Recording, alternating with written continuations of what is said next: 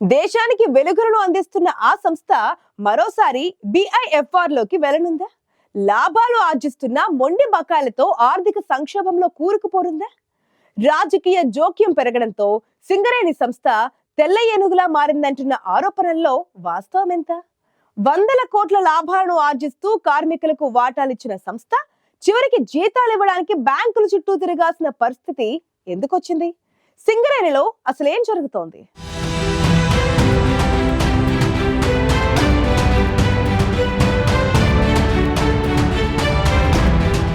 వేల కోట్ల లాభాలు, కార్మికులకు వందల కోట్ల వాటాలు, బోనస్లు, అబో చెప్పుకుంటూ పోతే సింగరేణి సిరుల మహాగనిగా కనిపిస్తుంది. నల్ల బంగారం కురిపించే పరిశ్రమగా వెలిగిపోతోంది. కానీ పైన పటారం లోన లొటారం అన్నట్లే ఉంది సింగరేణి పరిస్థితి.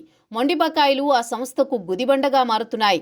వేల కోట్ల బకాయిలు చెల్లించాల్సిన సంస్థలు పట్టించుకోవడం లేదు. మరీ ముఖ్యంగా తెలంగాణ ప్రభుత్వం కూడా బకాయిలు చెల్లించడం లేదు.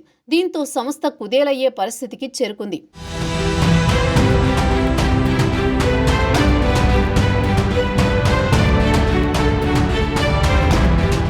దేశంలోని బొగ్గురంగ సంస్థల్లో పేరెన్నికగనది సింగరేణి. రాష్ట్రంలో అతిపెద్ద ప్రభుత్వ రంగ సంస్థగా గుర్తింపు పొందింది. అయితే సింగరేణి క్రమంగా ఆర్థిక సంక్షోభంలో కూరుకుపోతోంది.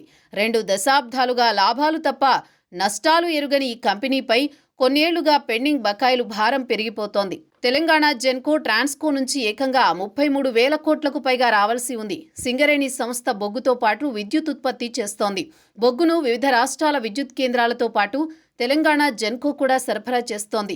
రాష్ట్ర గ్రిడ్కు విద్యుత్ను అనుసంధానం చేస్తోంది. కానీ కాలం గడుస్తున్నా బకాయిలు మాత్రం వసూలు కావడం లేదు. పెద్ద ఎత్తున బకాయిలు పేరుకుపోయినా రాష్ట్ర ప్రభుత్వం పట్టించుకోవడం లేదు. దీంతో 3 ఏళ్లుగా సంస్థ ఆర్థిక పరిస్థితి అంతకంతకు దిగజారుతోంది.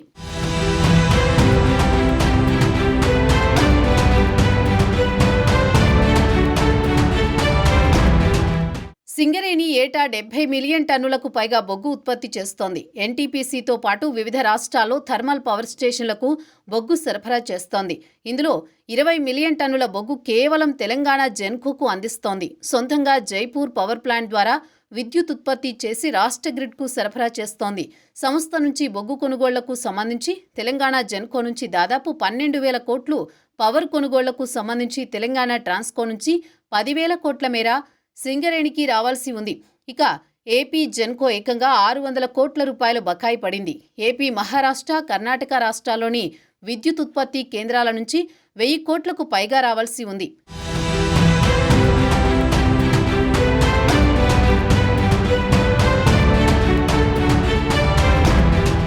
సింగరేణి బొగ్గుపై ఆధారపడి సౌత్ ఇండియాలో 4,000కు పైగా చిన్న పెద్ద పరిశ్రమలు నడుస్తున్నాయి. మొత్తంగా సంస్థకు 15,000 కోట్ల దాకా బకాయిలు రావాల్సి ఉందని అధికారులే చెబుతున్నారు.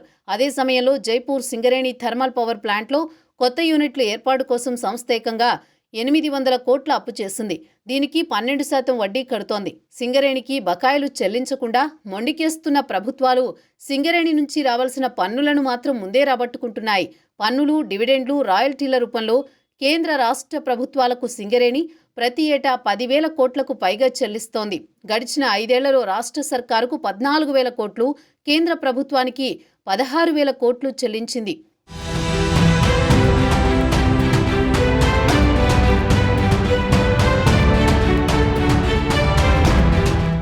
ప్రాజెక్టు ప్రభావిత ప్రాంతాల అభివృద్ధి కోసం డిస్ట్రిక్ట్ మినరల్ ఫండ్ కింద 3 ఏళ్లలో సింగరేణి 2,000 కోట్ల దాకా చెల్లించింది. కోల్ బెల్ట్ పరిధిలోకి ఎమ్మెల్యేలకు ఏటా 2 కోట్ల నిధులు అందజేస్తోంది.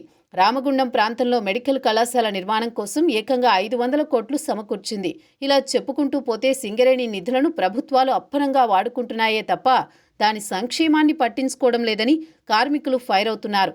కార్మికులు, ఉద్యోగుల వేతనాలు చెల్లించేందుకు సింగరేణికి ప్రతి నెల 250 కోట్లు అవసరం. పన్నులు, ముడిసరుకులు, కాంట్రాక్టు సంస్థలకు ఎప్పటికప్పుడు చెల్లింపులు చేయాలి. కానీ ఆర్థిక ఇబ్బందులతో గత ఏడాది ఉద్యోగులకు వేతనాలు చెల్లించలేని పరిస్థితికొచ్చింది సింగరేణి. నిధుల సర్దుబాటు కోసం సింగరేణి బ్యాంకుల చుట్టూ తిరగాల్సి వస్తోంది. రావాల్సిన బకాయిలు పక్కన పెట్టి అప్పుల కోసం తిరగాల్సిన దుస్థితిపై కార్మికులు ఆగ్రహం వ్యక్తం చేస్తున్నారు.